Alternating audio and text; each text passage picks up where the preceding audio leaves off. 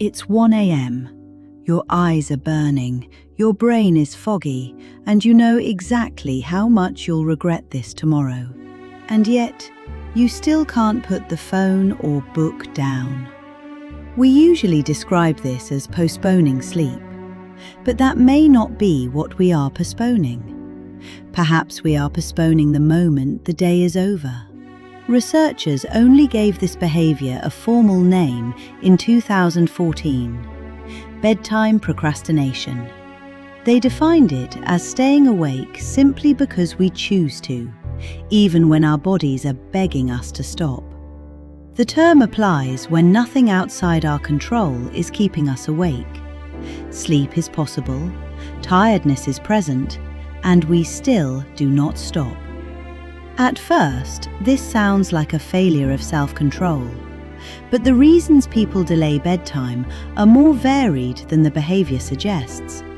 3 people may all be awake at midnight for entirely different reasons. One resents giving up the only hour that has felt entirely her own. Another has disappeared into a stream of small distractions and barely noticed the time passing. A third stays awake deliberately, hoping that complete exhaustion will make it easier to fall asleep once he finally goes to bed. Researchers have described these forms of bedtime delay as deliberate, mindless, and strategic. From the outside, they look almost identical. The need beneath them is not. This is why advice about better discipline often misses the point. That feeling eventually acquired a more vivid name.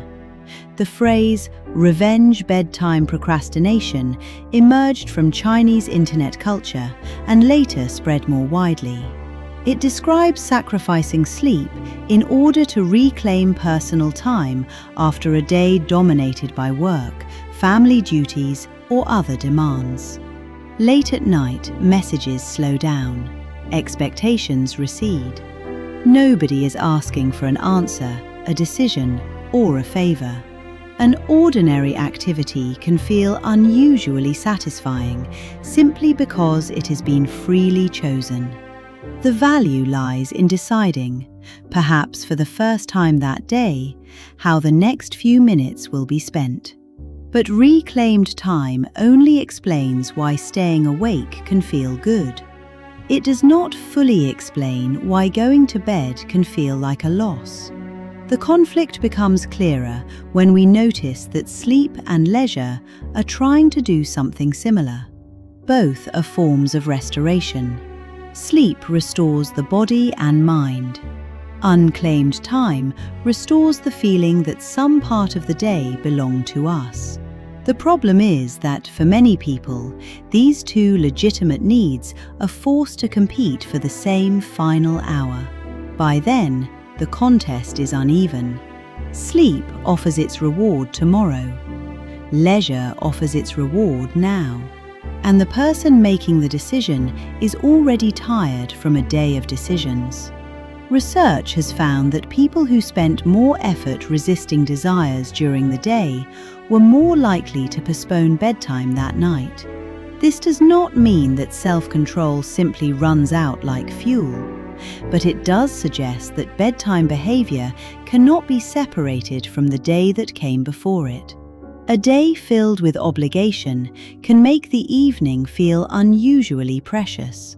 Once that final hour feels precious, going to bed may no longer feel like caring for tomorrow. It may feel like giving something up tonight. And yet, even autonomy may not be the deepest reason we resist the end of the day. In 2022, researchers examined bedtime procrastination alongside people's sense of how much time remained in their lives. People who felt they had more future ahead of them tended to delay bedtime less. A stronger sense of purpose appeared to be part of the connection. This does not mean that staying awake is a disguised fear of mortality, but it raises a subtler possibility. Bedtime is one of the moments when time becomes visible. During the day, 1 hour merges into the next. At night, the boundary is unmistakable. Going to sleep means accepting that this particular day is finished. Whatever was done is done. Whatever was postponed will remain unfinished. Whatever meaning the day contained has already been decided.